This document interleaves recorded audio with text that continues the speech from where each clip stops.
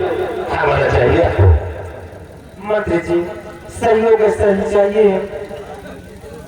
जब दिवाकर सिंह आपने बेटे रमन को हरे दरबार लेकर आए तो उस हरामजादी को ऐसी मार मारो कि मारते मारते वो मर जाए और हमारी बेटी को जिंदगी भर के लिए भूल जाए।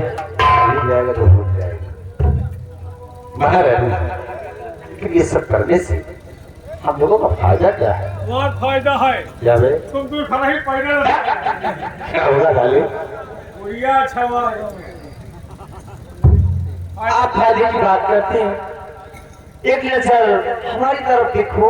तो मैं आपको देख रहा हूँ महाराज, लेकिन ऊपर से देख रहे हो। कोई मेन चीज नहीं देख। महारानी जी, आप जब से इस राजमहल में आई हुई है तब से मैं आपको देख रहा हूँ, लेकिन वो चीज नहीं वो दिखावा चाहता।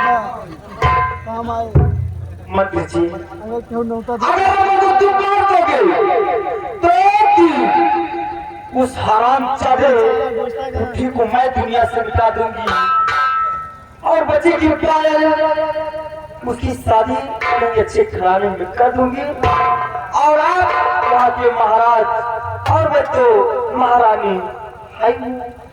सोच लो समझ लो। मौका बढ़िया है, रोजी रोटी आ गए तुम्हारा। राजो बन गए हो और मशीनों मिल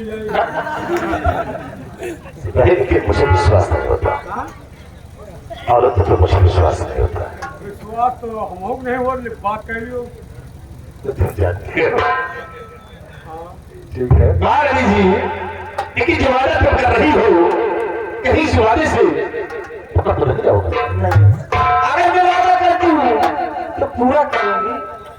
तो ठीक है, आज आशीर्वाद है तो निराश है दिवाकसी गाड़ी का, और जिस दिन दिवाकसी का बेटी को लेकर आएगा रमन को रास्ते से मैं हटाऊंगा। तुम दोनों की सारी बातें महाराज से मैं बताऊं। क्या बताएगा भाई? यही बताओ कि महाराज तो है मेहराज का मंत्री फंसा है, तो फिर हमारा भी फायदा होना तेरा पैसा मांगा तुम राजा बन जाओ, ये तो महारानी है तो उठाएगी तो उठाएगी रे। नहीं, आज जिस दिन मैं समझ का सम्राट बन गया तो मैं तुझे मंत्री बना दूंगा। जो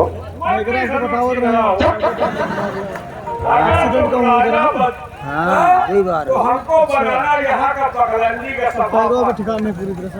अरे पागल, ये किस काम में आता है? सारा उद्योग तो यही जो होता। क्या काम है इसके? एक काम में को काम अगर लाठिया बना तो को नहाजा बनवा। अच्छा, वो के नाम दान बात वो ईटा